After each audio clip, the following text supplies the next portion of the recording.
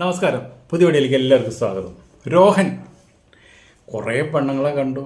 ജാതകദോഷം കൊണ്ട് ഒരു പെണ്ണിൻ്റെ ജാതകം യോജിക്കാണ്ട് അമ്മയച്ഛനും ഒരുപാട് വിഷമിച്ച് നിൽക്കുക. അപ്പോൾ അമ്മയച്ഛനും ഒരു പെങ്ങളണവനുള്ളത്. അപ്പോൾ ഇനിയിപ്പോൾ ഏതെങ്കിലും പെണ്ണിൻ്റെ ജാതകം ഇനിയിപ്പോൾ ശരിയായാലും കല്യാണം കഴിക്കാം എന്നുള്ളൊരു ഉദ്ദേശത്തിൽ പണിക്കരെ വിളിച്ചു. അങ്ങനെ ഒരു പെൺകുട്ടീനെ കണ്ടു. ആ പെൺകുട്ടിയെ വെച്ചിട്ടുണ്ടെങ്കിൽ സുന്ദരിയായ പെൺകുട്ടി, ഒരുപാട് അവന് ഇഷ്ടപ്പെട്ടു. അപ്പോൾ ആ പെൺകുട്ടിയുടെ ജാതകം കൂടി ഒരു പണിക്കരെ വിളിച്ച് നോക്കിയപ്പോൾ പണിക്കര് പറഞ്ഞു, ജാതകം ചേരുന്നുണ്ട്, പക്ഷേ ഒരു ചെറിയ ദോഷം കാണുന്നുണ്ട്, ആ ദോഷത്തിന് പരിഹാരം കാണണം, അല്ലെങ്കിൽ ജീവൻ തന്നെ അബദ്ധമാണെന്ന് പറഞ്ഞു. അപ്പോൾ അവന് പെട്ടു. എല്ലാം ഇങ്ങനെ തന്നെയാണ് വരുന്നത്. അപ്പോൾ പറഞ്ഞു, ഇതിനെന്താണ് പരിഹാരം എന്ന് ചോദിച്ചു. പരിഹാരം എന്താണെന്ന് വെച്ചിട്ടുണ്ടെങ്കിൽ ഈ പെണ്ണിനെ, കല്യാണം കഴിക്കാൻ പോകുന്ന പെണ്ണിനെ ആദ്യം ഈ രോഹൻ്റെ അനിയത്തി ഉണ്ടല്ലോ, അനിയത്തി മാലയിട്ട് താലി കെട്ടുക.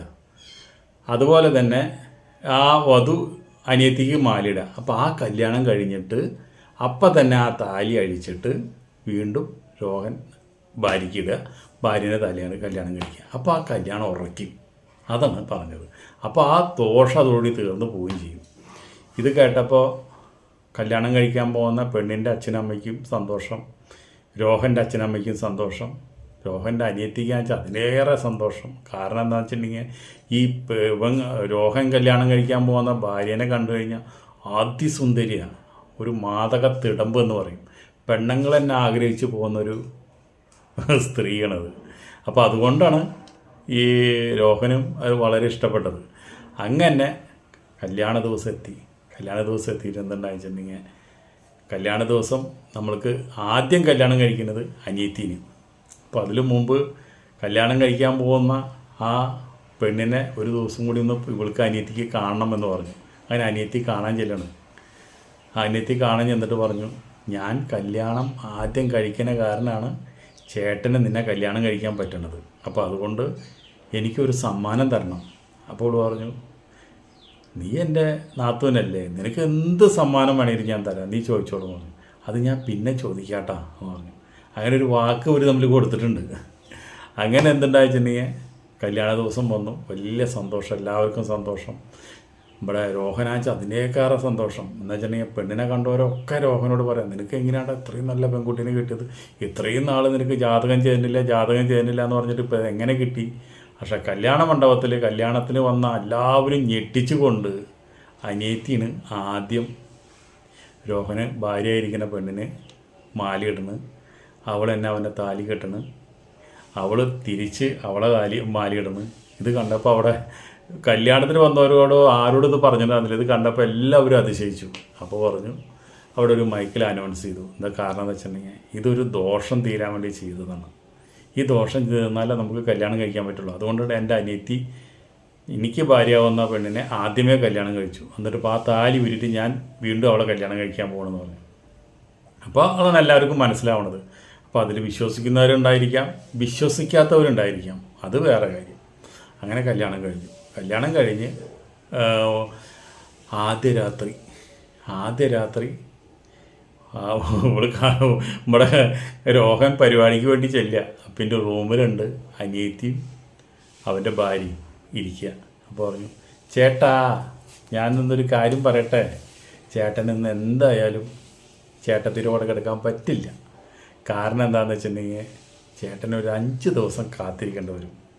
ചേട്ടത്തി പീരീഡാണ് ചേട്ടാ. അപ്പോൾ അതുകൊണ്ട് ചേട്ടൻ പോയി ചുവട്ടിൽ പോയിട്ട് വേഗം മൂടി മുതച്ച് കിടന്നോളൂ, ചേട്ടത്തിക്ക് കൂട്ടി ഞാൻ കിടന്നോളാട്ടാന്ന് പറഞ്ഞു. അങ്ങനെ ഇവനാകെ വിഷമമായി. ഒരു ആദ്യ രാത്രി ഉള്ളതും പൊളിഞ്ഞു. ആ നേരത്താണ് പീരീഡ് ആവാൻ കണ്ട ഒരു സമയേ എന്ന് വിചാരിച്ചിട്ട് ഇവനാകെ.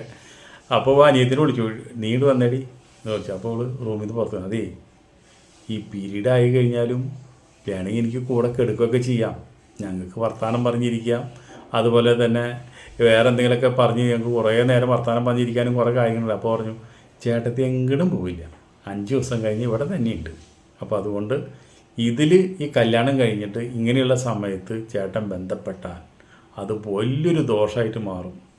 അത് പറ്റുമെന്ന് വെച്ചിട്ടുണ്ടെങ്കിൽ ചുവട്ടിൽ പോയിട്ട് നമ്മുടെ അച്ഛനോട് അമ്മോടെ ചോദിക്കുക, അവർ പറയും എന്ന് പറഞ്ഞു. അവരാണ് എന്നെ പറഞ്ഞാൽ ഇവിടെ എന്നോട് കിടന്ന് ചേട്ടനെ പിടിച്ച് പുറത്താക്കാൻ, ചേട്ടനോട് പറയാനുള്ള ബുദ്ധിമുട്ടുണ്ട്. ഞാൻ പിന്നെ എന്തും ചേട്ടനോട് തട്ടി തുറന്ന് സംസാരിക്കണമല്ല, ഫ്രണ്ട്സല്ല നമ്മൾ. ശരി നിൻ്റെ നാക്കിന് മുമ്പിൽ ഞാൻ തോറ്റു, അങ്ങനെ ഇവിടെയോട് യാത്രയും പറഞ്ഞ് മൂപ്പര് ചോട്ടിലേക്ക് പോന്നു.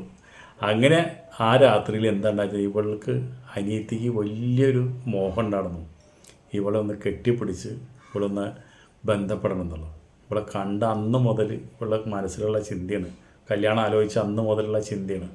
അത് കഴിഞ്ഞിട്ട് വന്നിട്ട് ഇവളെ കെട്ടിപ്പിടിക്കാനും ഉമ്മ വയ്ക്കാനും കാര്യങ്ങളൊക്കെ തുടങ്ങി. അപ്പോൾ നാത്തുമ്പോൾ നീ എന്തീ കാണിക്കുന്നത്? അപ്പോൾ പറഞ്ഞു, ഞങ്ങൾ കോളേജിലൊക്കെ ചെയ്യാറില്ലല്ലേ, ഇന്നിപ്പോൾ ചേട്ടത്തിക്ക് ഇനിയിപ്പോൾ ചേട്ടൻ കിടക്കാൻ പറ്റില്ലല്ലോ, അപ്പോൾ ഞാൻ അന്നൊരു സമ്മാനം ചോദിച്ചിട്ടുണ്ട്, ഞാൻ കല്യാണം കഴിച്ചാൽ അപ്പോൾ ചേട്ടത്തി ഇത് വന്നത്, അപ്പോൾ അതുകൊണ്ട് ഇന്ന് നമ്മൾ തമ്മിലൊന്ന് കയറി ബന്ധപ്പെടുന്നത്, അത് കഴിഞ്ഞ് നമുക്ക് 2-4 ദിവസം കഴിഞ്ഞിട്ട് ചേട്ടനായിക്കോട്ടെ.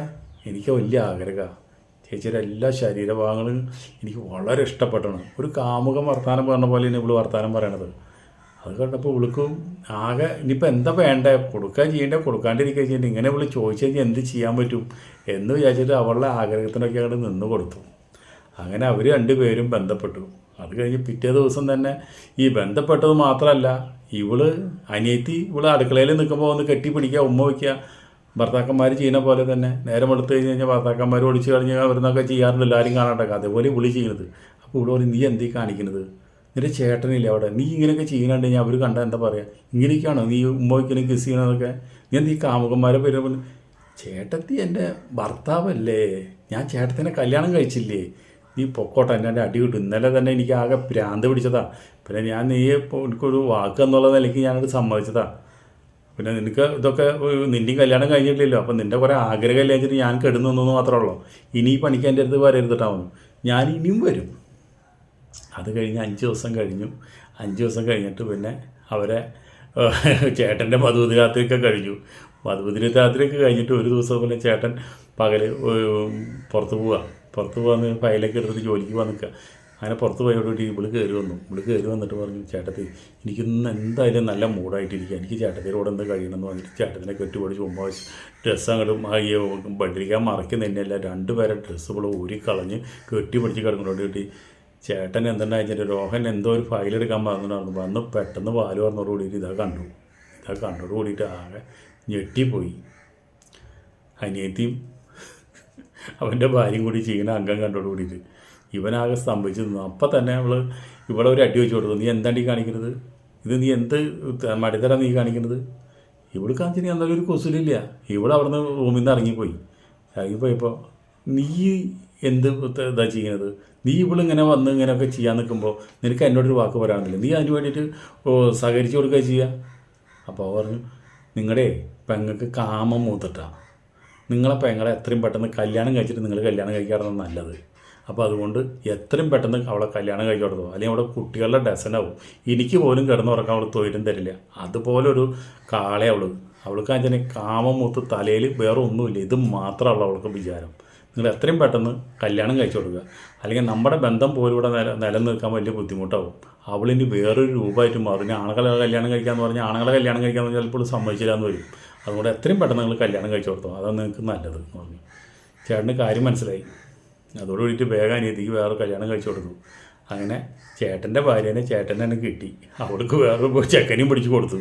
അപ്പോൾ ഇങ്ങനെയുള്ള സംഭവങ്ങൾ നടക്കാണ്ടിരിക്കാൻ വേണ്ടി നിങ്ങൾ ശ്രദ്ധിക്കുക. അടുത്ത വീഡിയോയിൽ നമുക്ക് വീണ്ടും കാണാം. അതുവരെ നിങ്ങൾക്ക് എല്ലാവർക്കും നന്ദി, നമസ്കാരം. ലേക്ക് അടിക്കാൻ മറന്നോ, ലേക്ക് അടിക്കുക. Okay, by.